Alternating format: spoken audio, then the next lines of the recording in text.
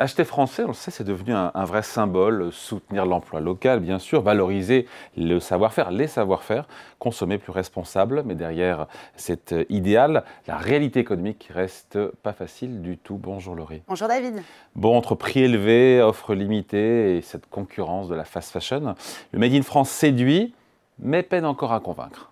Oui, revenons d'abord sur le hasard du calendrier qui ne pouvait pas faire plus symbolique. La semaine dernière, donc, Shein ouvrait ses premiers rayons au BHV en plein cœur de Paris et le lendemain, le salon Made in France s'installait à la porte de Versailles jusqu'au 9 novembre. Depuis 2012, cet événement ne cesse de gagner en popularité. L'année dernière, il avait rassemblé 1000 exposants et 110 000 visiteurs, preuve que si la fast fashion séduit une majorité de Français, eh bien il plébiscite aussi les produits nationaux. Voilà, mais il y a un petit paradoxe sur lequel on va s'arrêter quelques instants, Laurie. Les Français aiment le Made in France, mais ils n'achètent pas. Et oui, si près de 85% des Français disent acheter des produits tricolores, la réalité est beaucoup plus dure, surtout sur l'habillement.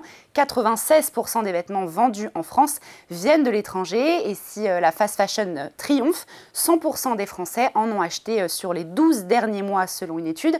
Dans les boutiques françaises, le dialogue est toujours le même. C'est sympa, mais c'est trop cher. Pas facile de convaincre donc qu'un pull français vaut vraiment 180 € à côté d'un t-shirt Shein vendu à 8 €. Et quand le prix reste le premier critère d'achat pour la majorité des Français, surtout pour les jeunes, eh bien difficile de rivaliser.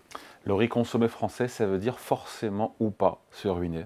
Et oui, le Made in France n'est pas toujours hors de prix, contrairement à ce que certains pourraient penser. Certaines marques réussissent à produire localement à prix abordable. Par exemple, Cocorico, que vous connaissez peut-être, une marque bordelaise créée en 2016. Elle propose des t-shirts dès 15 € et des pulls à 39 €. Alors, contrairement aux marques de fast fashion, pas de collection qui change toutes les 2 semaines. Ce sont des vêtements simples et basiques.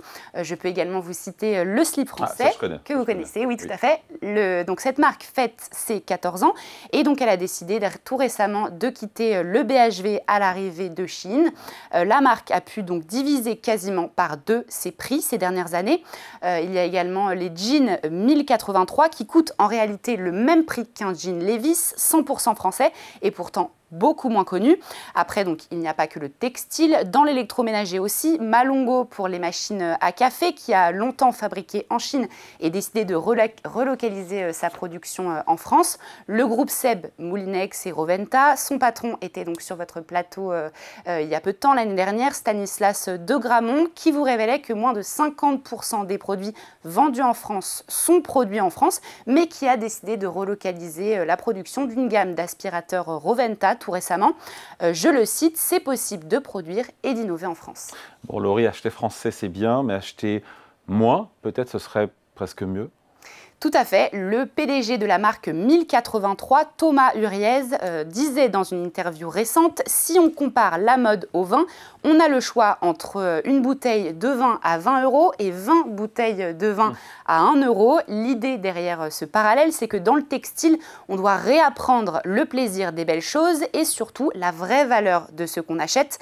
Selon Greenpeace, chaque Français consomme 10 kg de vêtements par an et surtout 68% ne sont jamais portés. Le paradoxe, c'est qu'en 30 ans, notre budget habillement est resté globalement stable. En fait, on achète plus, mais beaucoup moins cher, au détriment du Made in France. Une autre solution, Laurie, c'est peut-être pourquoi pas, pour allier le prix et une production française, enfin en tout cas une production locale, c'est d'opter pour ce qu'on appelle la seconde main.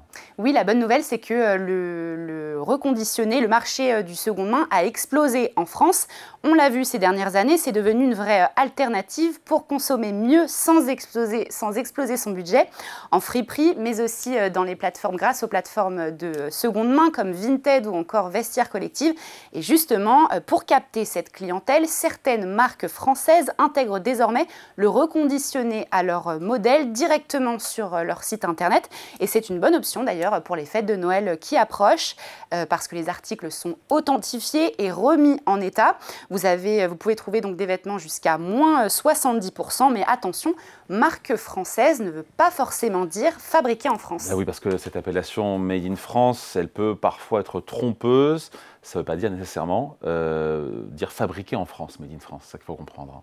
En effet, il existe malheureusement beaucoup de fraudes sur certains produits faussement estampillés Made in France, selon une enquête récente divulguée donc par la DGCCRF. Sur 1500 établissements contrôlés, 16% étaient en anomalie. Pour rappel, un produit est vraiment Made in France s'il est entièrement fabriqué ici ou si sa dernière transformation substantielle a lieu en France.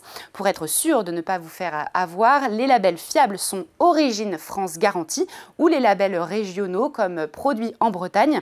Et méfiez-vous surtout des mentions ambiguës, conçues en France, fabriquées français ou entreprises françaises. Voilà, ça peut être trompeur. Merci beaucoup, Laurie. Merci David.